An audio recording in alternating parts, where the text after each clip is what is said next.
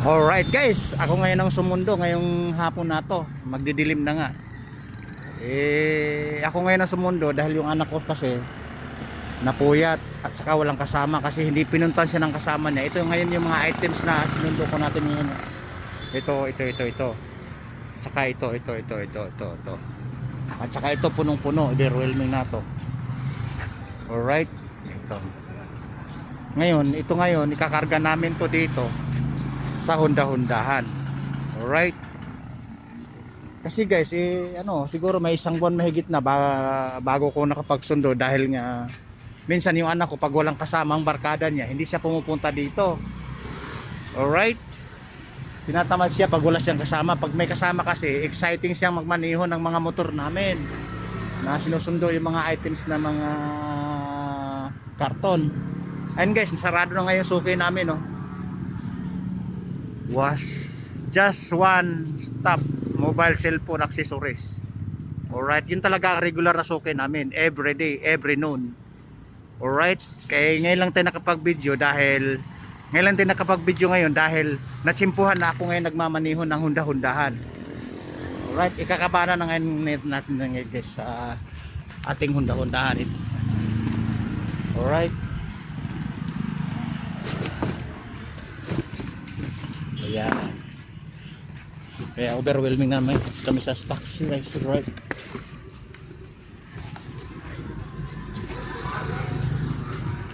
Oh, di ba? Nakita niyo naman guys yung routine every noon sa anak ko. Ngayon lang ako nagpapalit dahil tinamad mag-drive dahil walang kasama. Alright.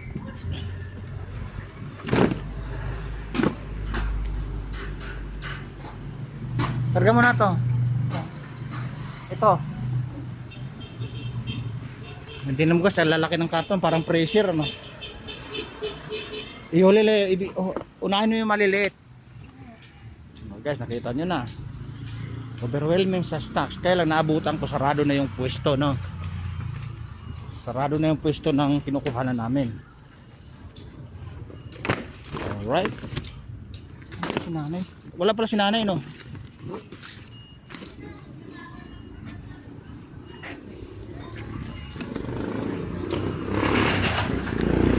Mga maliliit sa ilalim, ang malalaki malalabas sa ibabaw para tugma sa kamada. Okay guys, tingnan nyo naman. Pag nakarga na lahat yan, punong-puno na yan, overwhelming na yung Honda-Hondahan. Tapos ito naman, another look, another paldo, another overwhelming. Alright. Oh my goodness. What happened the people every noon, every day, every night, every noon. Ayan, nakita nyo naman guys. Minsan lang ako nagpunta dito guys. Minsan lang din ako na makapag-cover video, makapag-video, nakapag-content. Alright. Kasi again, yung anak ko, tinatamad. Pag wala siyang kasamang barkada na nagpupunta sa bahay, hindi siya nagmamaniho. Tinatamad po siya. Ay! Yung tali pala. Ay pala. Guys, may tali pala. Kala ko. Angat mo. Tingnan mo guys, overwhelming, di ba?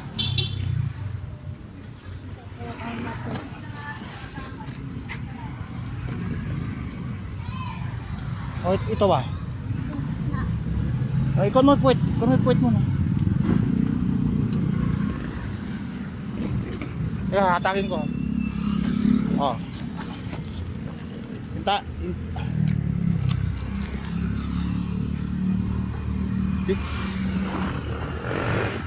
tali.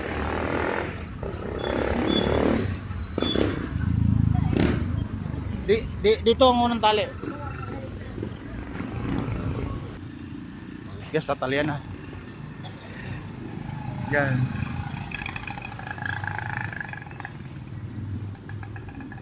Sabi naman guys. Dito, sakit na. Guys, para siyang puli-pulido, walang wag, hindi hindi siya Alright guys, nakatali na. Nakasalansan na, nakatali na para pag tumakbo hindi siya magkaluwagan, hindi siya maglalaglagan. Tapos dinugtong din yung tali doon sa bisikleta. Alright. Ano? Ayan. Para hindi na siya magpipidal. Alright, ayun. Tapos sa haba ng tali, dinugtong natin dito para masuportahan yung karton ng items, di ba? Para hindi siya magwagwagan. Katulad ng hunda-hundahan. Alright, ayan guys. Ready to maniho na, ready to go na. Alright. Alis na po ako. Alis na kami. Dahil magmamaniho pa ako ng semi hunda-hundahan. Alright. Babu. Woo! Items, paldo, kayamanan ng Pilipinas. Alright. Babu.